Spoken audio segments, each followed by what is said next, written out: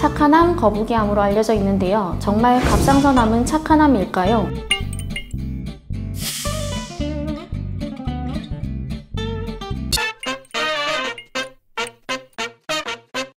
갑상선암이 뭔가요? 대한민국에서 갑상선암 환자 중 가장 큰 비율을 차지하는 연령대는 40대에서 50대입니다. 그리고 전체 갑상선암 진단 환자 중 여성이 80% 이상입니다. 여성 발병률이 높은 정확한 이유는 밝혀지지 않았지만 여성 호르몬이 영향을 미칠 수 있다고 추정됩니다. 갑상선암 증상을 알려주세요. 갑상선 결절로 외래를 방문하는 95%의 환자들은 증상이 없고 건강검진 초음파에서 갑상선 결절이 우연히 발견되는 경우가 많습니다. 그러나 갑상선암의 크기가 크다면 목 앞부분에 돌출되어 단단하게 만져진 혹이 있다든지 주변 장기를 압박해서 숨쉬기가 힘들거나 음식을 삼키는 것이 불편할 수 있습니다. 그리고 암의 위치에 따라서 갑상선 뒤쪽의 후두신경을 침범하여 쉰 목소리가 나올 수 있습니다. 만약 갑상선암의 측경부 림프절 전이가 있을 경우 측경부의 종물이 촉지될 수 있습니다. 갑상선암 발병 유형이 있나요? 갑상선암의 종류는 여러 가지가 있지만 95% 이상이 분화성 갑상선암으로 예후가 좋은 유두암과 여포암입니다. 갑상선 수질암과 유두암의 일부 케이스에서 유전자 변이가 발견되므로 유전적 요인이 있습니다. 그리고 방사선 노출이 갑상선암의 원인으로 알려져 있으나 방사선량이 적은 엑스레이 촬영 등은 암의 발생에 영향을 미치지 않습니다.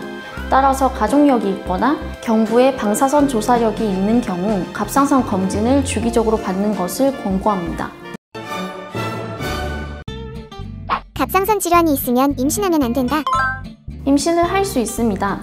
그러나 갑상선 기능 이상이 있는 경우 임신이 어려울 수 있기 때문에 갑상선 기능 항진증이나 기능 저하증이 있는 여성들은 의사의 진료를 받고 갑상선 호르몬 수치를 적정 레벨 유지하는 것이 중요합니다.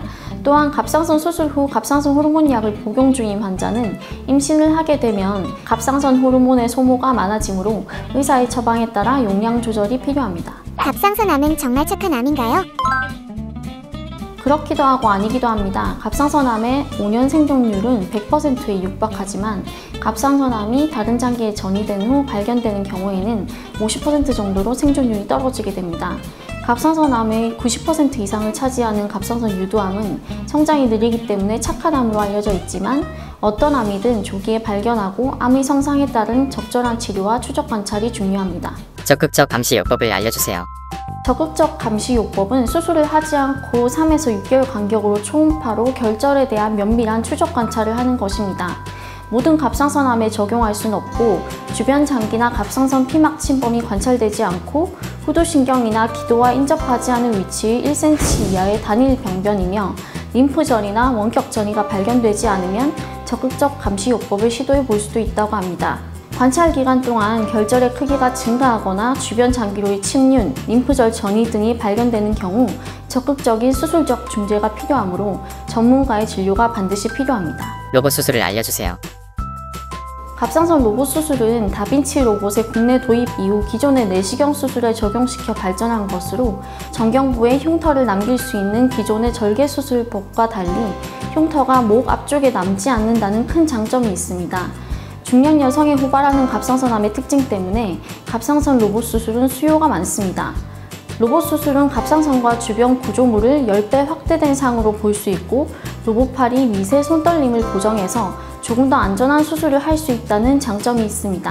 병애과 접근법과 바바라고 불리는 양측 겨드랑이 유륜 접근법이 가장 많이 시행되었으며 경구강으로 접근하여 갑상선 절제술을 하는 방법도 도입되었습니다.